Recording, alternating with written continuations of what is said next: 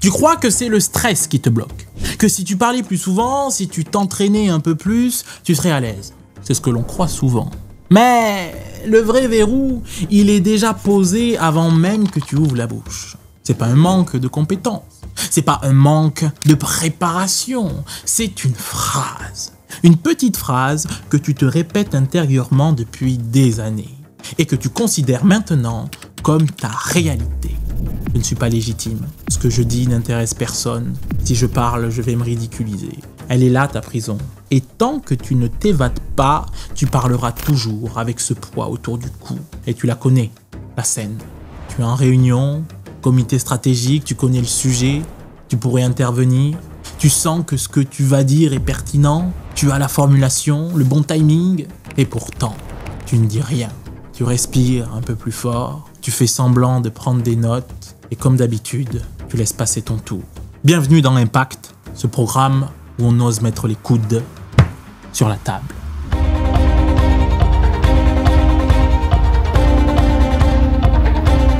Et pourtant, extérieurement, tout va bien. Tu souris, tu hoches la tête, mais à l'intérieur, tu viens de trahir quelque chose. Un élan, une présence, une promesse. Que cette fois, ça serait différent et tu t'en veux. Mais tu trouves la bonne excuse. C'était pas le bon moment. Ça aurait été mal perçu. Mais au fond, tu sais que c'est pas la première fois et que tu n'as pas été empêché par les autres. Tu n'as été retenu que par toi. Le vrai problème, c'est pas ton environnement, c'est pas les autres. C'est une phrase. Je ne suis pas légitime. Je suis trop jeune. Je n'ai pas le bon ton. Ce que je vais dire n'intéressera personne. Et en réalité, cette phrase, elle ne vient pas de toi. Elle vient de ton passé, d'un prof, d'un parent, d'une première prise de parole mal reçue. Elle s'est imprimée, non pas parce que c'est la réalité, mais parce qu'à ce moment-là, tu pensais que c'était la vérité. Et depuis, elle dirige toutes tes décisions. Elle prend la parole à ta place. Elle fait un pas en arrière à chaque fois que tu veux en faire deux en avant. Le pire, c'est qu'elle se fait passer pour du bon sens, de la prudence, gage de sûreté. Mais c'est du poison lent, un murmure qui te tient en laisse avec ton propre consentement. Donc, ce n'est pas un simple manque de confiance. C'est une boucle mentale. Tu crois ne pas être légitime, tu n'oses pas intervenir, tu ne t'exerces pas, tu restes maladroit et tu confirmes que tu n'es pas légitime. Et ça, notre cerveau adore ça. Il préfère une souffrance cohérente à une liberté incertaine. Tu vis donc avec un script intérieur préenregistré. Et à chaque fois que tu arrives dans une salle, une visio, une scène, une réunion, le script se met automatiquement sur on. Tu entends un collègue parler, tu te dis immédiatement, il est plus à l'aise que moi. On te pose une question, tu t'auto-censures. Faut pas que je dise n'importe quoi. Et quand tu oses enfin prendre la parole, tu te regardes parler, tu surveilles ton image et tu t'écoutes échouer. Et tu ressors avec une seule preuve. Tu vois, j'aurais dû me taire. C'est ce qu'on appelle un biais de confirmation.